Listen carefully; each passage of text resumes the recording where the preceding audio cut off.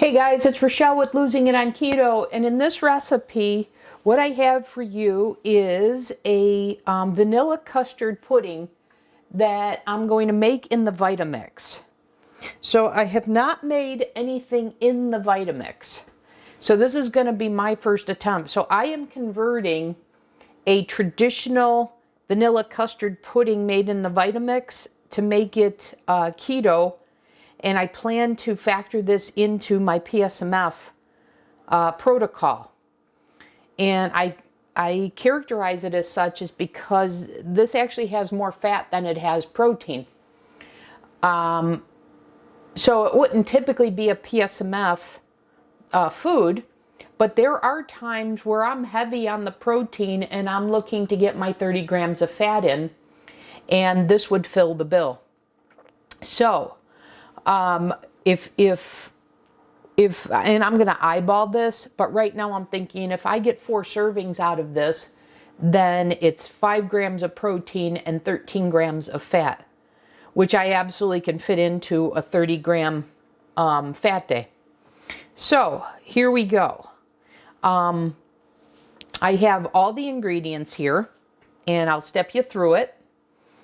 But the order that you place it in the Vitamix matters because you want to make sure you cover all the ingredients with the liquid. So first of all, I have 3 eggs. Okay, so I'm putting that in the Vitamix first.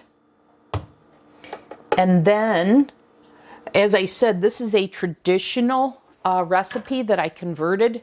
So this recipe called for 6 tablespoons of cornstarch.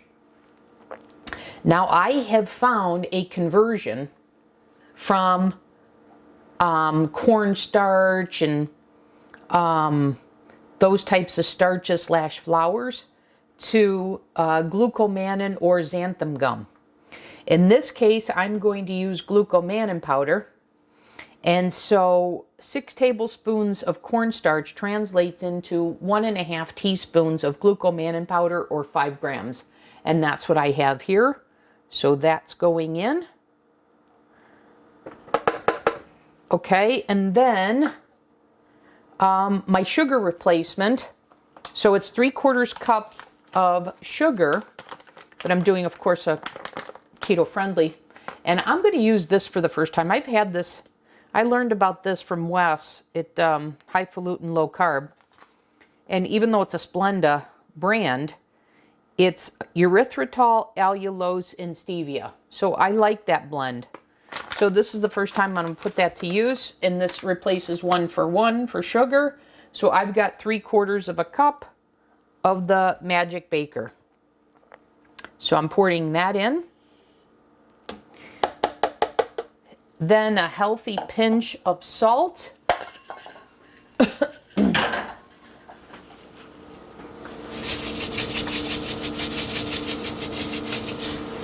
Okay, and then the keto milk, because we're going to want to spread all of this. So this is 1 part milk to 3 parts water. And I've got 3 cups of that.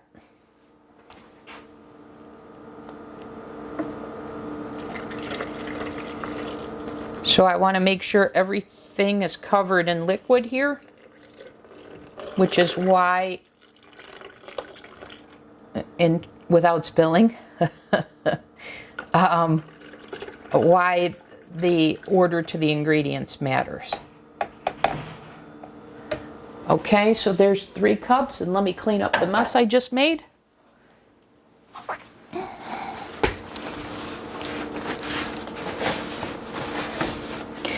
Now the additional ingredients I have, and this is where the fat's coming from, is I've got 3 tablespoons of butter. And then we're going to add vanilla. We're going to add actually 3 teaspoons of vanilla, but we're going to do that after it's ready. So what we want to do here is we want to put the lid on. And I'm very curious, by the way, if this works.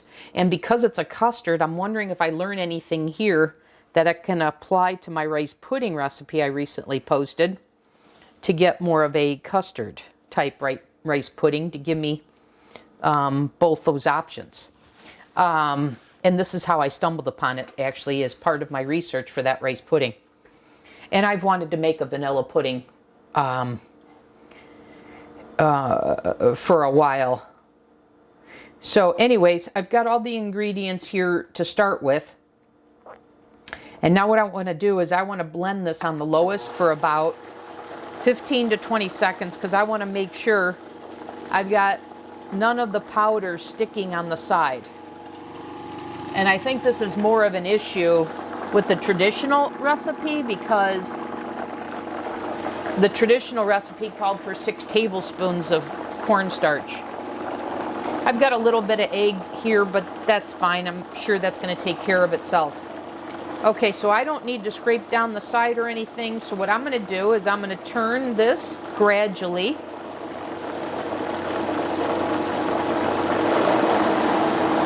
To the highest speed. And I'm going to mix this for 6 minutes.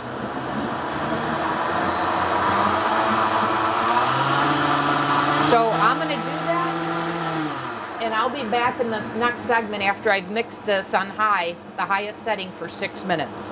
Okay, see you back in the next segment. Okay, so I'm back.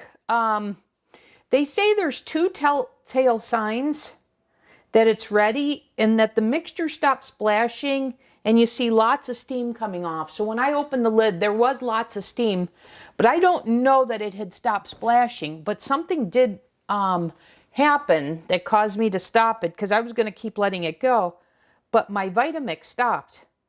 So I don't know. I need to look that up if Vitamix has a, I don't know, overheat protection, that if it was going to overheat, it shuts down, because I turned it on, it goes back on, but I don't know. I need to look that up.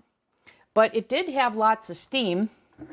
And like I said, this is the first time I'm using this for that. I did do it mix it for like 7 minutes or whatever. So I'm going to guess it's ready. So now what I want to do is I want to add in the 3 tablespoons of butter. And hoping this is all gonna work out. And then 3 teaspoons of vanilla. And if you're curious, I use the non-alcoholic organic vanilla.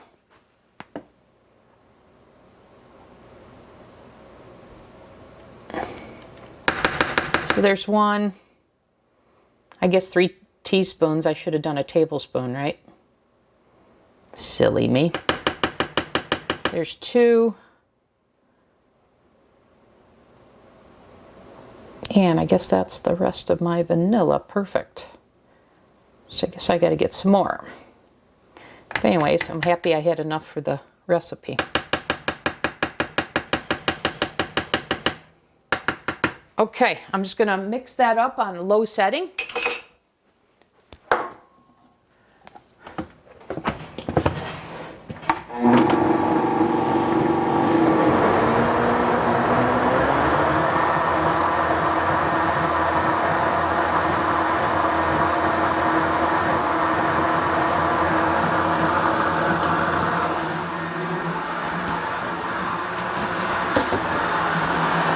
Okay, I guess that's mixed up fairly well. Turn that off. And I'm going to get my bowl.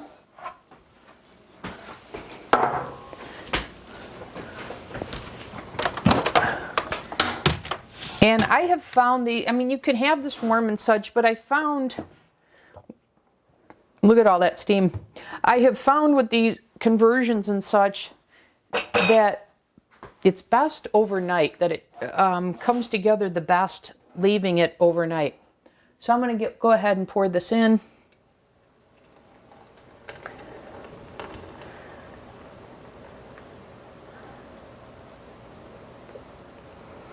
And so I said earlier I was going to eyeball this and decide how many servings.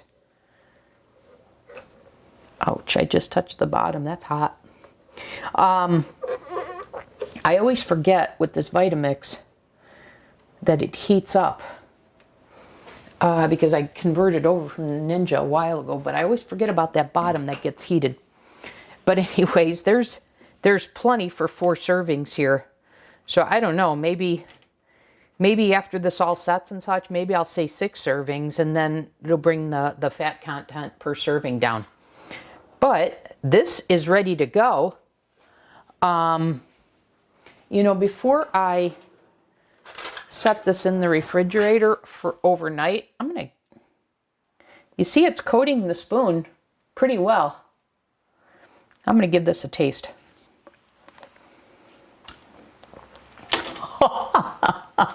Oh my God, is that delicious? I was not expecting that. Oh my God, that's like regular, do I dare say regular vanilla pudding? Wow, okay, now I'm super anxious to see how this sets overnight in the refrigerator.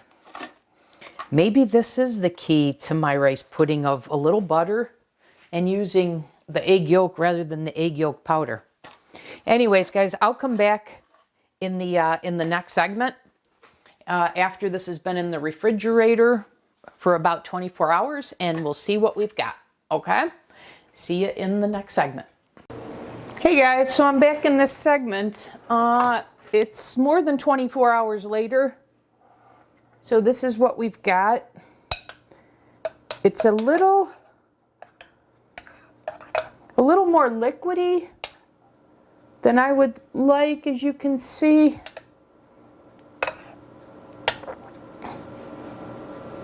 But let's give it a taste.